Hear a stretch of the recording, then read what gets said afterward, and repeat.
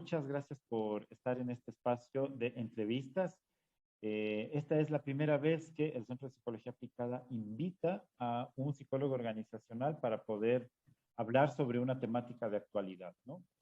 En este sentido, la pregunta que quisiera compartir contigo es justamente en el contexto de el retorno a la nueva normalidad o el retorno a la presencialidad, que es algo que especialmente en el 2022 ha afectado tanto al mundo de la educación, al mundo, digamos, normal, digamos, de lo social, de la vida pública, pero hay un entorno muy delicado, un entorno muy sensible también a este retorno a la vida presencial, que es precisamente el mundo del trabajo, ¿no?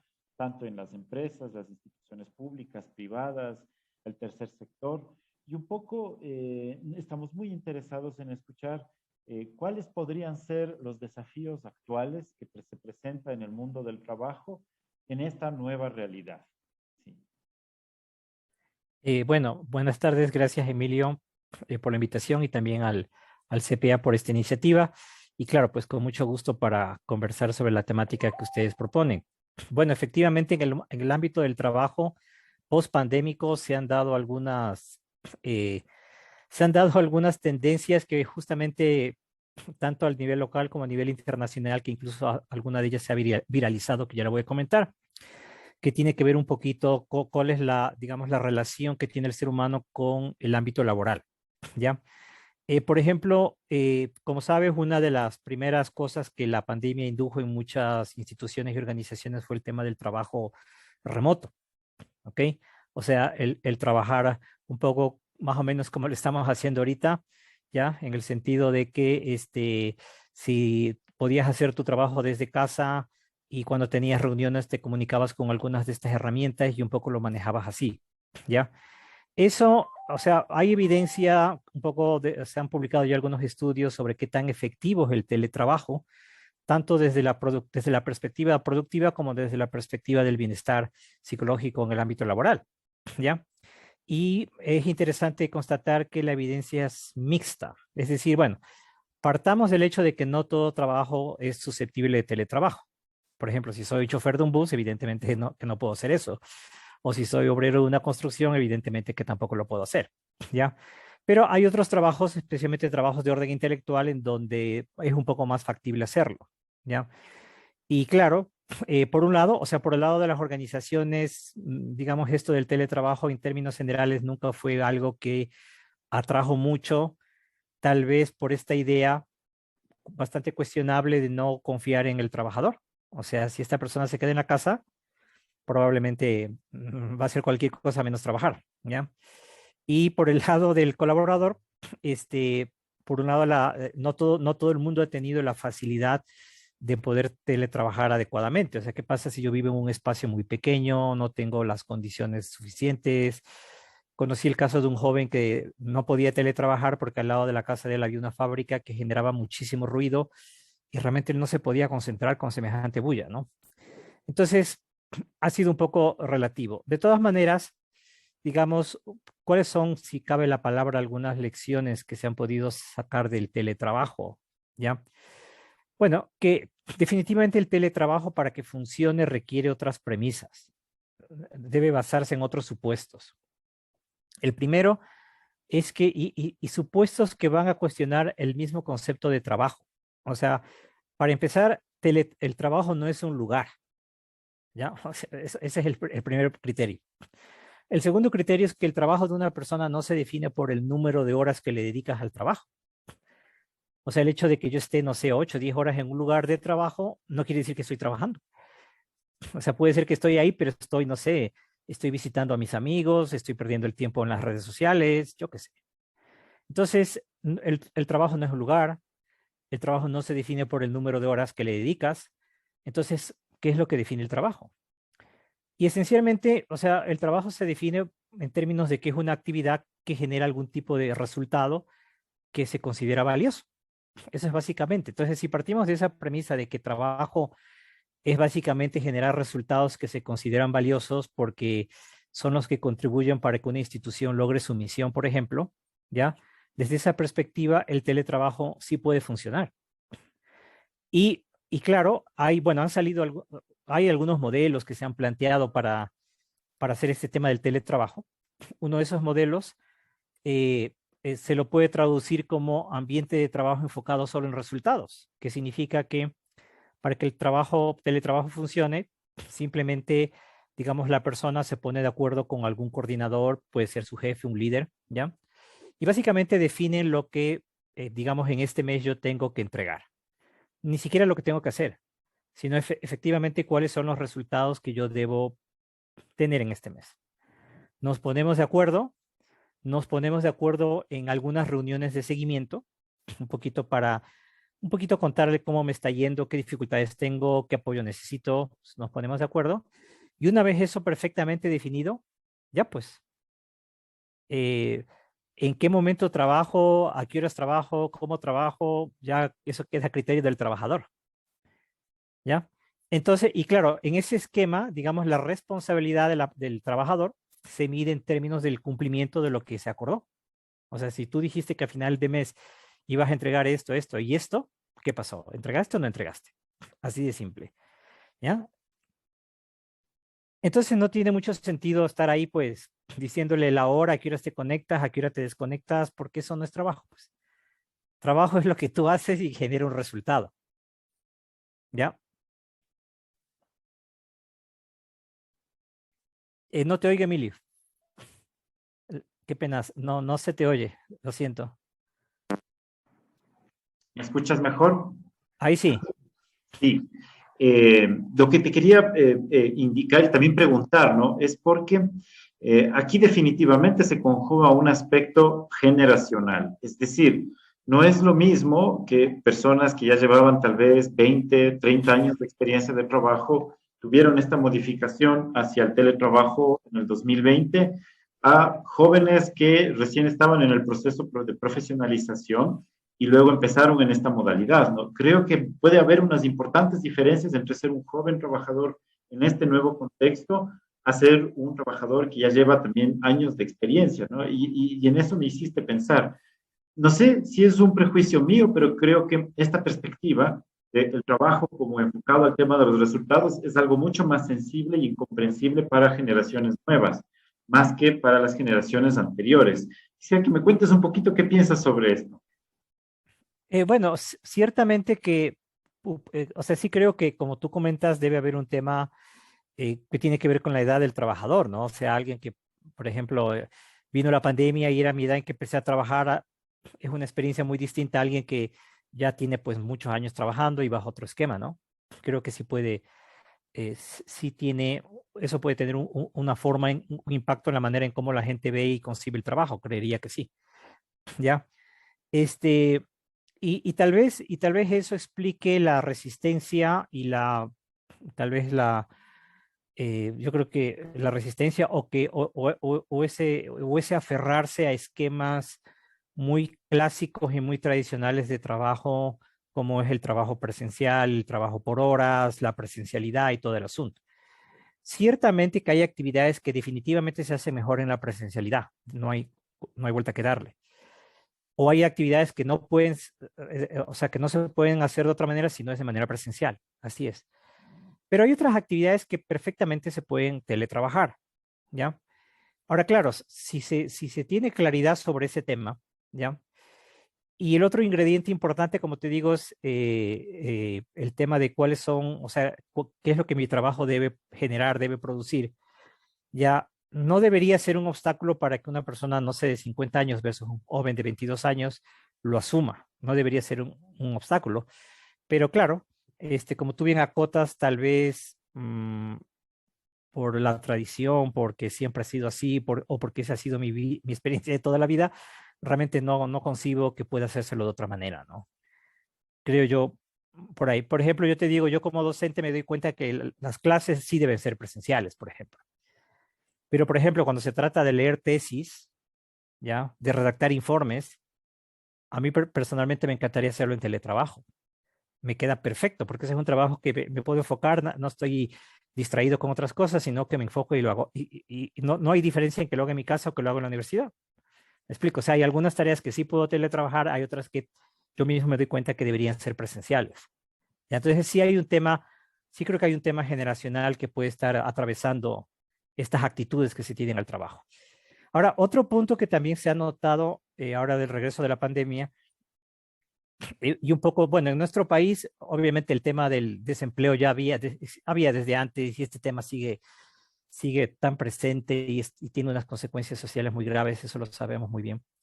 Sin embargo, parecería ser que hay una percepción generalizada de que ahora se está trabajando más, de que ahora la carga de trabajo que todo el mundo tiene es elevadísima comparado con antes. Habría un poquito esa percepción. Y claro, sabemos que recordemos que la sobrecarga es uno de los factores de riesgo psicosocial más importantes que existen. La sobrecarga te lleva al desgaste laboral, el famoso burnout, ¿ya? Y claro, y esta sobrecarga tienes que subirle los tiempos considerables que implica trasladarse al trabajo. En muchos casos, o sea, llegar al trabajo se te va, ¿qué será? Pues una hora, ¿no? Regresar al final del día otra hora. Entonces, si a eso le sumas esas 2 horas perdidas en transportarse, más la sobrecarga que tienes, la gente se siente agotada. O sea, no pasa mucho tiempo, y bueno, esto lo comento, he escuchado por ahí comentarios, ni siquiera estábamos a mitad del semestre y ya algunos docentes decían, ya no jalo, o sea, me siento completamente agotado. Y de hecho, hace poco se mandó un chat, obviamente no interesa quién lo dijo en lo absoluto, pero creo que lo dijo muy bien.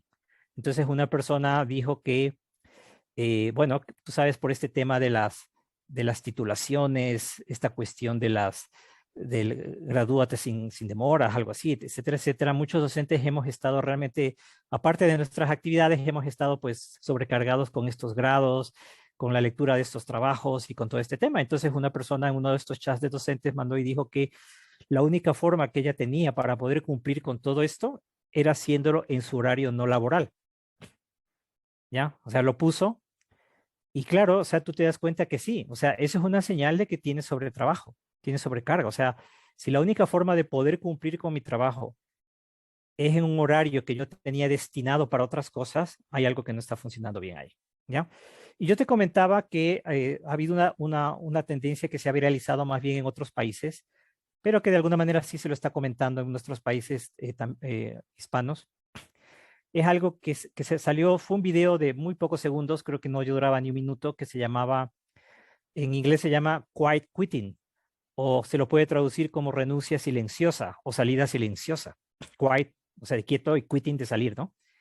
Y básicamente, ¿qué es y salió en TikTok esta de aquí. Y después, bueno, se viralizó y pasó a otros lados. Y si tú entras a YouTube, hay un montón de gente hablándote del quiet quitting, y en español también hay bastante, etcétera. Bueno, pero ¿qué es básicamente el quiet quitting? Básicamente es una postura que te dice, a ver, eh, en primer lugar, yo no estoy de acuerdo con esta cultura de todo, del ajetreo, de estar así viviendo a 1000 por hora, vamos despacio. Ya. En segundo lugar, si tú me contrataste para hacer este trabajo, por decir algo, de 8 a 5 y media, pues yo voy a trabajar de 8 a 5 y media. Ya, pero si tú me vas a dar un trabajo que me implica hacerlo fuera de mi horario laboral, te voy a decir no, gracias. ¿Por qué? No porque no porque sea vago o irresponsable, sino porque tengo que cuidar mi salud mental. Porque además tengo una vida fuera del trabajo y yo no voy a sacrificar mi vida personal, mi vida familiar por el trabajo. Entonces, un poquito la idea del quiet quitting es, voy a cumplir exactamente lo que mi descripción del cargo dice, ¿ya? No voy a dar la milla extra, pero dejando en claro que no doy la milla extra porque eso va en contra de mi bienestar. Eso es esencialmente el mensaje. Y claro, o sea, hay posturas a favor y hay posturas en contra, ¿ya? Porque algunos dicen, mira, el problema es que eso te puede dañar tu carrera. O sea, porque tú te vas a ganar la fama de una persona que va al milímetro y que a las 5 en punto, si digamos, si a las 5:01 me llegó un correo, yo digo, qué pena, mañana lo contesto. Ahorita ya tengo que salir, me voy. Y claro, para alguien que tiene, no sé, ambiciones de pronto de seguir desarrollándose en su carrera, en su trabajo, a lo mejor esa actitud no sea la mejor, es lo que dicen algunos. Otros dicen que esa es la respuesta correcta cuando tú trabajas en una institución donde hay esa cultura, y ojo que esto es experiencia de algunos estudiantes del ámbito de psicología organizacional, porque muchos, bueno, cuando teníamos la carrera, iban a trabajar estas consultoras. Y en estas consultoras, perdón que lo plantee así, tienen esta cultura de, o sea, se supone que tu horario es hasta las 5 de la tarde y como me contó una vez una estudiante, a mí me pasó que, claro, los primeros días que empecé yo salía a las 5 y me quedaban viendo con mala cara hasta que un día un jefe me dijo, oye, esto no es medio tiempo. O sea, anda viendo la cultura, esa cultura de decir, a ver, tú tienes que pasar aquí la mayor parte posible del día. ¿Ya? O sea, si tú sales a las 5 para nosotros, o sea, imagínate, es medio tiempo eso. ¿Ya? Entonces, claro, tú vienes esta cultura, ya donde básicamente tu vida es solamente trabajar, no tienes vida fuera del trabajo, más bien aquí te vamos a dar tu vida. Y si no estás de acuerdo con las reglas, pues te vas, ¿no? Entonces, bueno, ese es un caso extremo, pero real, y entiendo por qué razón sale este movimiento que se llama el quiet quitting. Entonces sí creo que un trabajador debe establecer, y un poco como que en realidad esa es la demanda implícita que tiene ese correo, ese chat que te comentaba que alguna profesora mandó por ahí hace no muchos días, creo que uno debe establecer límites. Es decir, yo entiendo que cualquier situación, cualquier institución, cualquier organización puede haber momentos en que son momentos difíciles, hay que salir adelante, hay que poner el hombro y hay que esforzarnos más allá, ok. Y está bien, está bien. Y no creo que esté mal que un líder lo pida incluso, que le explique a su gente la situación por la que estamos pasando y te digan, necesitamos, ok, pongamos el hombro, no hay problema. Pero si pretendes hacer eso la norma de forma crónica, y además que si tú no lo cumples, ya te empiezan a decir que no estás dando todo, eso ya va en contra de tu salud mental. Eso ya va en contra de tu bienestar. Y sí creo que ahí viene esto que se llama el quiet quitting, como establecer límites. Justo has ido respondiendo la tercera pregunta, pero me permite también como ampliar algunas cosas, ¿no? Pasó mucho a principios de la pandemia en el 2020, que más bien a mediados de la pandemia en 2020, que se presentaban muchas personas con la necesidad de la atención psicológica precisamente por el burnout, ¿sí?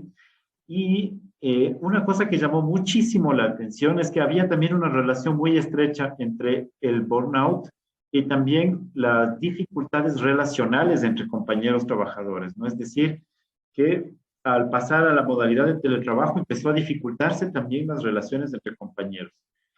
Ahora que tú mencionas, ¿no? Justo iba a preguntarte si en el 2022 se ha reducido el burnout, pero más bien ahora vemos el fenómeno de la sobrecarga.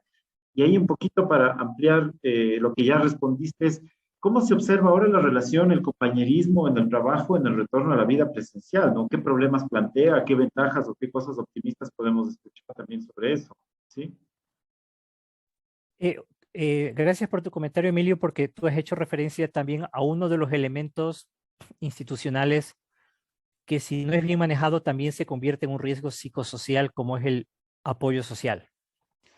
Entonces, el apoyo social se refiere a si yo como colaborador, como trabajador, sé que dispongo, sé que mis compañeros, sé que mi jefe, no sé, me pueden apoyar en el caso de que lo requiera, ¿ya? Y claro, y hay casos extremos, y te cuento de uno muy puntual de este año, porque además medido, porque fue una tesis de unas estudiantes que yo dirigí, y aplicaron esta encuesta de riesgos psicosociales del Ministerio de Trabajo en una institución pública en una provincia X del país. Y justamente uno de los factores se llama compañerismo, ¿ya? Y bueno, para no alargarte la historia, ese factor ni siquiera salió cero, salió negativo. Es decir, más bien la gente lo que te decía es, aquí no hay nada de compañerismo y por el contrario, esto es un ambiente en donde hay que cuidarse de que no te metan una puñalada por la espalda. Ese era básicamente el mensaje. Y a mí me sorprendió porque en todos estos años evaluando ese tipo de factores psicosociales nunca había visto algo así tan extremo, ¿no? Y claro, esto del apoyo social se pierde, se va perdiendo y digamos, tenemos que buscar a la propia institución, a sus líderes, si cabe la palabra, o a la gente que tiene los que los manejan, quienes van generando ese tipo de ambiente, un ambiente lleno de microagresiones que empiezan porque, por ejemplo, un colaborador nuevo en su primer día de trabajo ni siquiera le dan la bienvenida, nadie le dice gracias, lo regresan a ver y le dicen, ahí está tu oficina, ya ponte a trabajar. Entonces, cuando vivimos en un ambiente así, y además en un ambiente en donde existen manejos, o sea, existen favoritismos, las reglas no se aplican de forma equitativa para todos, algunos tienen ventajas, otros no las tienen. Entonces, cuando la percepción de la justicia, la percepción de la equidad en la institución se afecta, eso te descompone todo y te empieza descomponiendo la interacción social entre las partes. Porque claro, la persona se da cuenta de que el jefe ha tenido, pues ahí está su grupo de favoritos, pues y yo no soy parte del grupo, pues, ¿no? Y qué injusticia me manda a mi trabajo cuando debió habérselo mandado a fulano, cuyo trabajo realmente le corresponde hacer eso, pero me lo recarga a mí. Y claro, yo empiezo a generar pues un resentimiento, no me siento incluido, no me siento respetado, no me siento escuchado. Y claro, y lamentablemente todo esto va generando lo que se llama una cultura tóxica, ¿sí? Y claro, empieza todo este tema de los conflictos entre compañeros, hay que cuidarse las espaldas, nadie se apoya, y bueno, y mucho de eso es contribuido también por los jefes, o sea, por la manera, por la forma en cómo tratan a la gente, desde malos tratos hasta tratos, ya te digo, no equitativos, ¿no? Entonces se va generando todo este ambiente, eh, o sea, ya te digo, ambiente tóxico, o sea, la gente no se lleva bien, no hay compañerismo, no hay apoyo social, y eso a su vez te incrementa el desgaste. No solo el desgaste, te incrementa, por ejemplo, lo que se llama la intención de salida. Hay algunas variables que miden estos malestares, por ejemplo, la intención de salida es cuando una persona quiere irse de la organización, pero no lo hace porque no tiene opciones. ¿Ya? Una persona quiere estar en la institución no porque esté comprometida, sino porque no tiene otra alternativa y finalmente necesito al final del día el cheque para sobrevivir, pues. Pero estoy como en una especie de cárcel forzado a quedarme porque no tengo alternativas. Entonces, claro, cuando no existe, o sea, cuando no existe compromiso, entre paréntesis, algunos autores dicen que el compromiso es lo contrario del desgaste, porque acuérdate que en el desgaste tienes tres elementos claves. Tienes un agotamiento físico y emocional, tienes una actitud de indiferencia o importismo con las cosas, y en casos extremos incluso la persona llega a dudar de su eficacia profesional o de su capacidad para afrontar los problemas de trabajo. En cambio, el compromiso, de acuerdo al modelo de Schauffele, el compromiso tiene también tres componentes que son similares al desgaste, pero al contrario. Por ejemplo, él dice que cuando una persona tiene compromiso, lo primero que tiene es vigor, o sea, tiene mucha energía para trabajar, se siente vigoroso. Tiene además entusiasmo, o sea, se dedica a trabajar, o sea, lo que hace lo encuentra lleno de significado, de propósito y se enfoca en hacerlo. Y se absorbe, y se absorbe tanto en lo que hace que el tiempo pasa rápido. No se le hace el día largo, más bien le falta el tiempo para seguir trabajando, ¿ya? Entonces, algunos dicen que cuando prevalece el desgaste, el compromiso se cae. Cuando sube el compromiso, el desgaste cae. De hecho, hay un modelo, hay una teoría que se llama la teoría de las demandas y recursos laborales que plantea eso. Lo que dice es que para tener la mejor productividad, o sea, no puedes tener el mejor desempeño y la mejor productividad si no tienes el mejor bienestar psicológico. Y el mejor bienestar psicológico se define en términos de alto compromiso y bajo desgaste. ¿Ya? Y claro, tú dirás, ¿y cómo podemos llegar a eso? Porque ahora más bien lo que tenemos es lo contrario. O sea, parece ser que prevalece el alto desgaste y el bajo compromiso. Entonces, claro, un poco lo que se va viendo es que el desgaste es provocado cuando tú tienes muchas demandas, o sea, muchas demandas laborales, y no tienes los recursos suficientes para hacerles frente. Por ejemplo, el apoyo social es un recurso importantísimo, que hablábamos hace un rato, ¿ya?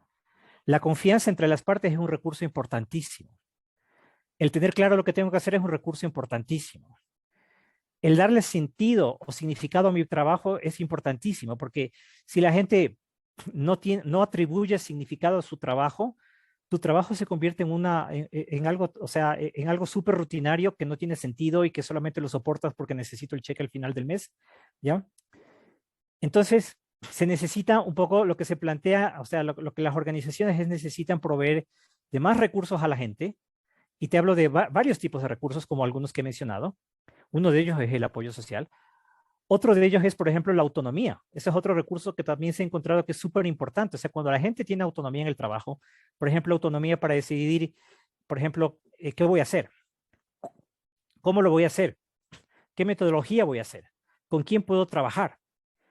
¿A qué hora puedo trabajar? O sea, hay varios tipos de autonomía. Hay varios tipos de autonomía. Entonces, es buena idea, es buena, digamos, es buena gestión si lo llevamos a un ámbito más institucional, tratar de dar autonomía a la gente, más autonomía a la gente, pero claro, si no hay confianza en la gente, no te van a dar autonomía. Creo que has puesto como elementos muy claros, ¿no? Y además diría muy ilustrativos sobre cómo podemos entender los problemas del trabajo hoy en día. Creo que algo muy característico del mundo contemporáneo es que antes podía haber un poquito de malestar en el trabajo, podía haber realmente malestar, pero ahora también se vive realmente el sufrimiento en el trabajo, ¿no? Es decir, el crecimiento del burnout es creo que una clarísima evidencia. Y por otro lado también que, pues bueno, el espacio del trabajo, bueno, no es un lugar como tú dijiste, más bien la actividad del trabajo está anclado también a un tema contextual, ¿no? Vivimos en un mundo post-pandemia en donde se insiste en que existe una crisis económica, en donde también hay la sombra de una guerra en otro lugar del mundo, en donde hay una serie de elementos que nos colocan siempre en esta situación de borde, en donde tal vez vamos a estar como en un espacio de crisis permanente, ¿no? Entonces, solamente para cerrar un poco, digamos, del mensaje esperanzador, ¿no? ¿Cuáles creemos que podrían ser, cuáles crees que pueden ser las vías para ir resolviendo los problemas actuales del trabajo? Ya, verás, yo creo que a la luz de lo que tú has resumido súper bien de este mundo post-pandémico y en el ámbito del trabajo, yo te diría que, y desde el punto de vista de la psicología, desde la perspectiva de un psicólogo, yo he llegado a pensar que un psicólogo organizacional, o mejor dicho, cualquier psicólogo que trabaje en un ambiente organizacional, institucional, pienso que la misión que tiene ese psicólogo en ese contexto es promover una cultura de trabajo favorable principalmente al bienestar de las personas. Es decir, ir moldeando esa cultura, ese conjunto de creencias, de prácticas, de artefactos que toda institución tiene y que son, y que son las que finalmente prescriben o proscriben la forma de actuar en ese contexto. Entonces pensaría yo que, digamos, el fin último, digamos, o la contribución primaria que puede ser la psicología en ese contexto es eso, ir formando tratar de moldear esa cultura que realmente valore al ser humano por lo que es, que no lo trate como un peón o una ficha que se la puede mover y todo eso. Y sí creo que ahí hay muchísimo por hacer, pero muchísimo por hacer, porque ya te digo, hay muchas organizaciones que especialmente en la pandemia, hay una página por ahí que se llama Corporate Rebels, que significa rebeldes corporativos, ¿ya? Y es interesantísima la página porque te da cuenta de las organizaciones que hacen bien las cosas y te cuenta de las organizaciones que hacen muy mal las cosas. Y realmente, hay organizaciones que, o sea, a un manejo desastroso que llega a estos niveles de afectar no solamente el bienestar de la persona, sino la familia. Incluso la familia termina siendo afectada por las prácticas de la institución, ¿no? Entonces sí creo que el aporte y un poco el llamado a cualquier persona que quiera trabajar en este contexto, especialmente un psicólogo, es justamente tener claro que estamos en un contexto social, que estamos unidos, sí, con relación a una misión, con relación a unas metas que se quieren conseguir, pero el simple hecho de que haya un grupo de personas ahí, es inevitable que se forme esta cultura y creo que la contribución sería tratar de ir moldeando esa cultura, como te digo, para que sea favorable al bienestar, porque da la casualidad, entre comillas, que la mejor productividad se da cuando existe el mejor bienestar. Así de simple. Muy claro tu mensaje, Jaime. Quiero agradecerte mucho por haberte tomado estos minutos para conversar con nosotros en el espacio de entrevistas. Y me voy a ir a googlear Corporate Rebels para curiosear un poco. Me despertaste mucho la curiosidad en este sentido. Muchas gracias por todo tu trabajo y por compartirnos generosamente tu experiencia, estimado Jaime. Gracias a ti, Emilio, y también al CPA por por esta oportunidad. Con mucho gusto, a la orden.